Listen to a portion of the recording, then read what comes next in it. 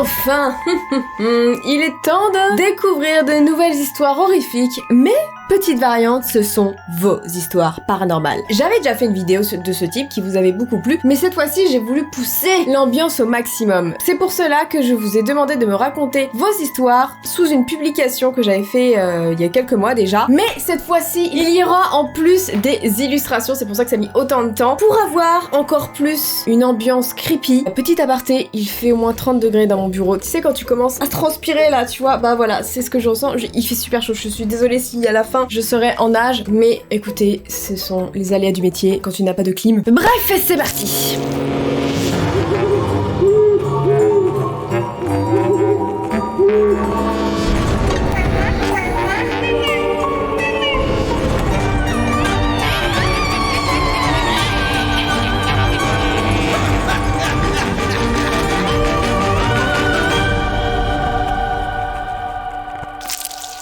On commence avec l'histoire de Sanae. Il y a 3 ans, Sanae est partie en vacances avec ses parents, sa famille, voilà, comme des millions de gens, au Maroc, dans la maison de ses grands-parents. C'était une grande maison, une très grande maison, avec 4 étages. Sa chambre est située au 3e, celle de ses sœurs au 2e, et la chambre de sa mère était pareille au 3e. Enfin bref, elle passe des bonnes petites vacances comme on aime, tu vois, des vacances tout à fait normales, mais forcément, ça se gâte. Il se passe qu'une nuit, Sanae est réveillée au petit matin, on va dire, vers 5h du matin. Fait pas encore bien jour, voilà. On n'est pas censé se réveiller à cette heure-ci quand on est en vacances, on profite. Elle est réveillée car elle a entendu sa mère l'appeler et crier son nom. Sanae, Sanae.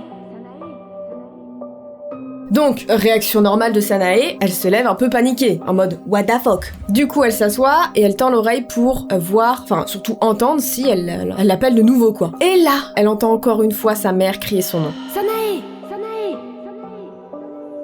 Donc du coup, elle se lève rapidement, va dans la chambre de sa mère qui est au même étage, et là, elle voit quoi? Sa mère qui dort. Mais de type profondément en fait. What the fuck? Qu'est-ce qui se passe? Donc elle commence à tilter et elle se dit, bah c'est peut-être mes sœurs en fait, qui sont à un étage en dessous, qui m'ont appelé, elles ont peut-être un problème. Normal quoi, normal. Si tu vois que c'est pas elle, tu te dis, bah c'est quelqu'un d'autre de ma famille. Mais la peur commence à immerger de Sanae, tu vois. Tu te dis, c'est vraiment quand même très très étrange. Et en plus, comment ça se fait que sa mère n'ait pas entendu, du coup, le cri de ses sœurs? Si ce n'est pas elle, si ce n'est pas la mère, enfin, ça aurait dû réveiller sa mère vu qu'elles sont au même étage. Bref. Du coup, Sanae commence à descendre les escaliers avec la petite tremblote, on l'aurait tous, sans fermer la porte de sa chambre. Elle regarde la chambre de ses sœurs et elles aussi sont en train de dormir. Et pourtant, elle est sûre à 1000% que quelqu'un a crié son nom. Elle referme la porte de la chambre de ses sœurs qui dorment dedans avec des petits frissons et s'apprête à monter les escaliers. Et là, elle entend une porte claquer violemment. Où ça? Au 3e étage. Je pense que j'ai la petite crotte qui tombe. Elle est restée figée un instant, mais décide quand même de monter. Mais la vérité, j'aurais fait pareil en fait, parce que ma chambre est là-haut, tu veux que j'aille où? Je vais pas dehors, il est 5h du mat, et tout le monde est là-haut en fait. Ah, quoique non, peut-être que j'aurais été dans la chambre de mes sœurs et je les aurais réveillées. Moi, bah les couilles, je réveille tout le monde. Elle commence à se demander si la folie ne s'est pas emparée d'elle. Ce n'est pas normal, une porte claque, j'entends des cris, et ça ne peut pas être le vent parce que toutes les fenêtres étaient fermées, porte extérieure, enfin bref, ça ne pouvait pas être le vent. Bref, elle prend quand même son courage à deux mains. Elle rouvre la porte justement de sa chambre, c'était bien cette porte-là qui avait claqué, et en fait là, sa mère s'était réveillée à cause du claquement de la porte. Malheureusement, sa mère se met à l'insulter. Ma pauvre. Enfin, je comprends qu'elle ait eu peur, mais de là à l'insulter, enfin, voilà quoi. Je pense que ça devait être les nerfs. Mais Sanae ne dit rien. Pourquoi t'as rien dit? Moi j'aurais dit maman, je me suis levée car j'ai cru que tu m'appelais, carrément tu me criais dessus, enfin que tu criais mon nom, t'avais un problème, et en fait non ce n'était pas toi, j'étais voir les filles, moi j'aurais dit, je n'aurais pas rien dit tu vois. Puis notre petite Sanae est restée dans sa chambre, elle a même regardé une série qui s'appelle Opran ou Ofran Black, je ne connais pas, jusqu'au matin. Et ceci était sa première expérience très étrange. Je trouve aussi. Est-ce que c'était un esprit malin? Personne le saura. On aurait tous, je pense, réagi à 80% comme Sanae. Moi, la seule variante, c'est que j'aurais réveillé mes sœurs, c'est sûr et certain. J'entends une porte claquer, je fais... En plus, vu que je suis une grosse flippette, j'aurais réveillé mes sœurs, j'aurais dit il y a quelque chose et tout. Et vu qu'on est toutes les trois à fond dans le paranormal, elles seraient montées avec moi et tout. Et voilà quoi. T'as eu quand même du courage, hein. Courage à remonter tout seul, ne rien dire à ta mère et tout. Bravo à toi quand même. Moi, j'aurais pas eu ton courage.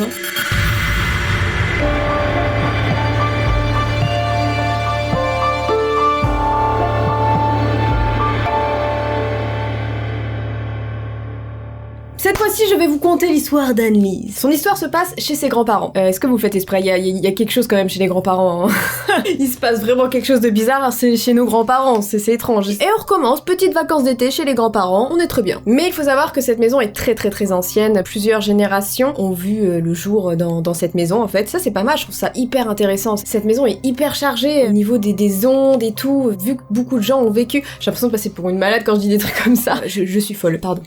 Et j'ai très chaud. Donc du coup, il y a 5 ans, elle part en vacances avec une copine dans cette maison, la maison de ses grands-parents. Elle lui fait visiter et tout, bah, normal, tu vois. Chacune prend une chambre, elle à l'étage, anciennement le grenier, et sa copine en bas, au rez-de-chaussée. Le soir, qu'est-ce qu'on fait? Bah on mange, on regarde la télé, petite soirée entre potes, ça fait toujours très plaisir.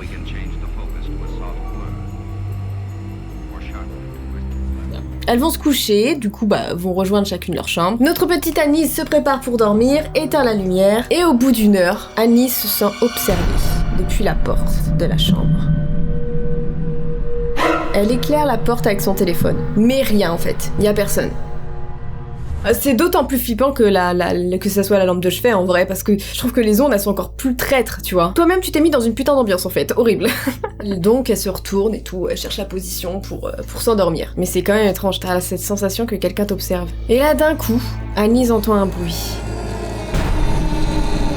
Comme si quelqu'un en fait grattait sa tête de lit. C'est ultra creepy. Oh, mais pourquoi faire des bruits comme ça? Restez avec vos bruits de pas, les portes qui claquent, mais pas genre des gens qui grattent et tout. Du coup, Annelise fait un bond de son lit et se précipite sur la lumière et du coup l'allume quoi en mode what the fuck? Et là, le grattement s'est arrêté. Forcément, tu te demandes what the fuck? Est-ce que j'hallucinais? Est-ce que j'ai vraiment entendu ce que j'ai entendu? Qu'est-ce qui se passe quoi? Vous savez à quoi ça me fait penser? Ça fait penser à ce film d'horreur.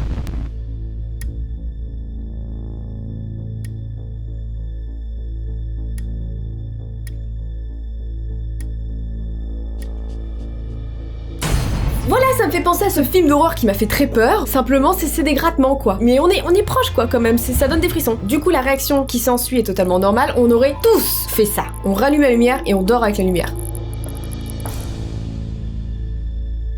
Mais ce fut tes dernières vacances, apparemment, car Annelise n'a plus voulu dormir dans cette maison. Et d'ailleurs, cette maison a même été vendue.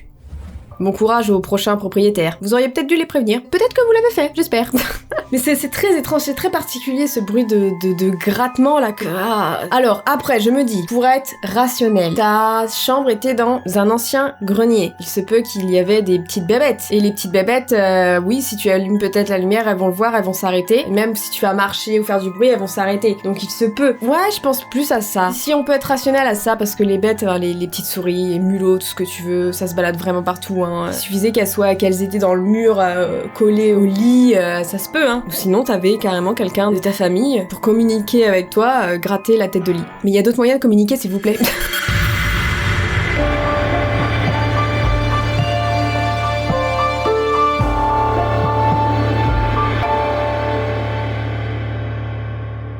La troisième histoire, c'est celle de Chloé Wilde. C'est une histoire courte, mais je trouve que c'est assez angoissant. En fait, un jour, Chloé jouait avec sa sœur, sa petite sœur, aux jeux vidéo. Best activité ever. Et en fait, là, tout à coup, elle a entendu une fille prononcer son nom. Mais c'était surtout avec une voix familière. Elle se retourne, du coup, normal, et elle ne voit personne. Mais en fait, tout de suite après, elle a reconnu la voix de sa meilleure amie, qui est décédée une semaine avant ça. Et elle ne l'explique pas, mais elle a eu ce sentiment qu'elle pouvait lui parler et qu'elle ressentait même des petits oui et des petits non. Il y avait une certaine communication qui s'était faite. Histoire très courte, mais très flippante, je trouve. Parce que, je vais reprendre l'exemple de Sanae, quand la voix te réveille. Ça peut être une hallucination auditive, j'en ai déjà parlé. Moi, ça m'est déjà arrivé, je ne sais pas pourquoi, j'ai rêvé d'une Carole. Je ne sais pas, je ne connais pas de Carole. J'ai eu cette sensation, mais tellement puissante qu'il y avait quelqu'un qui m'avait chuchoté Carole, et ça m'a réveillée. Et même j'ai regardé autour de moi, j'ai fait quoi, qui Carole, enfin voilà, genre qu'il y avait quelqu'un qui m'avait dit Carole, qui m'avait dit son prénom. Avec Sanae, ça aurait pu arriver, tu vois, mais bon, vu que ça a été répétitif, elle était levée et tout, à un moment donné, ouais, non, il y a un problème, tu vois. Et par contre, avec Chloé, c'est totalement impossible parce qu'elle était en train de jouer, elle était totalement lucide, elle n'était pas endormie, et elle a vraiment entendu la voix de sa meilleure amie l'appeler, quoi. Et je trouve ça trop flippant, quoi. Parce que t'as eu un décès, malheureusement, toutes mes condoléances pour ta meilleure amie. C'est très étrange. J'ai trouvé ça vraiment très étrange et flippant. flippant que tu puisses même avoir cette impression de communiquer avec elle. Et avait-elle un message à te faire passer? Mais que se passe-t-il dans l'au-delà?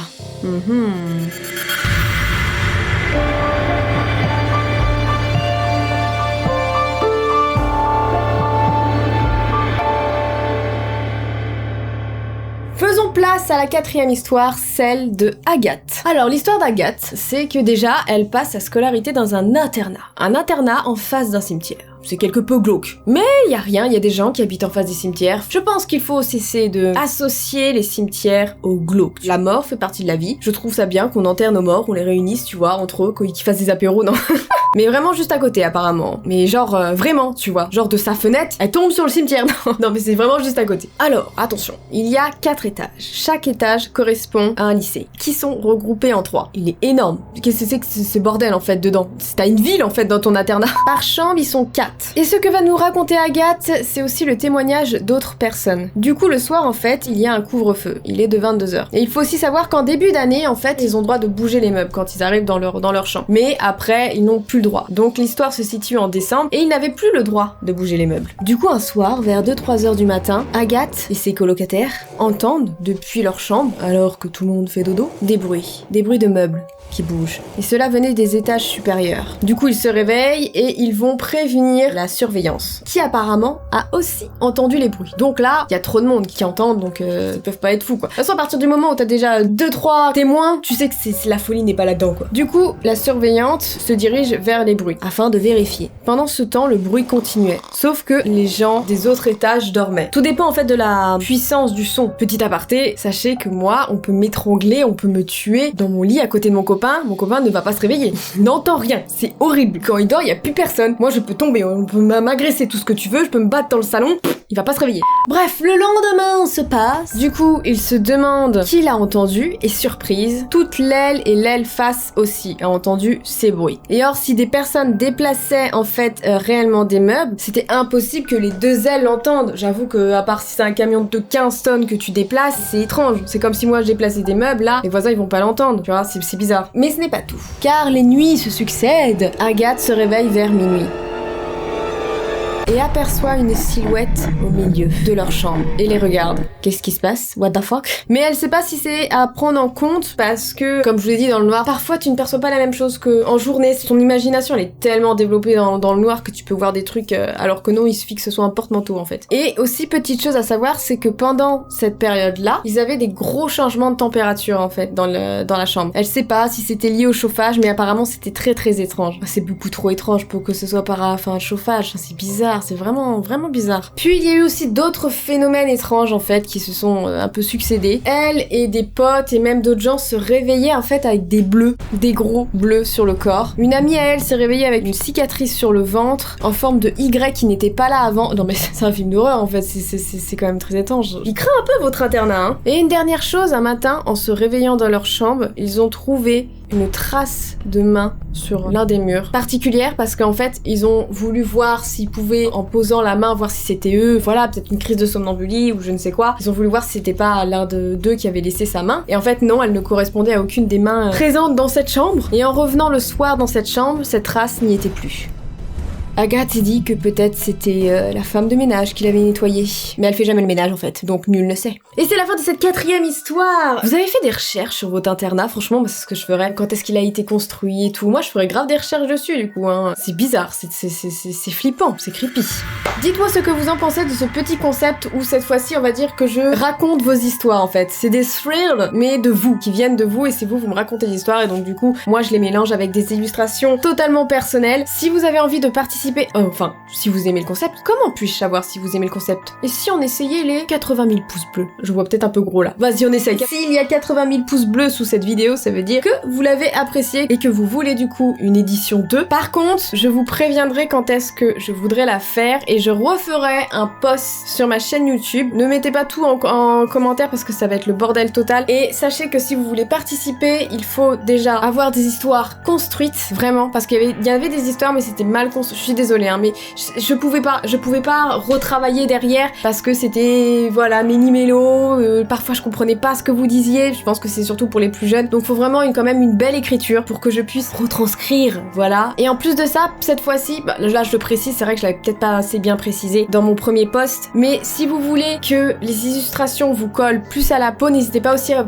prendre juste 2 lignes pour vous décrire physiquement en fait. Vite fait, bah, c'est sûr qu'on va pas faire genre les grains de beauté pile poil, les trucs comme ça, mais vos origines et tout, voilà, vous décrire en juste 2 phrases, vous décrire physiquement l'âge que vous avez et tout pour qu'on arrive à coller au maximum à votre histoire. Je trouve ça super cool en plus qu'on puisse illustrer vos histoires quoi. Donc sur ce, je vais aller me décomposer. Non mais je vous jure, je transpire. Regardez, mes cheveux en fait ils sont tout poisseux. Oh, l'été c'est horrible de faire des vidéos. Bref, sur ce, je vais vous laisser. On se retrouve très vite pour d'autres frissons. Salut!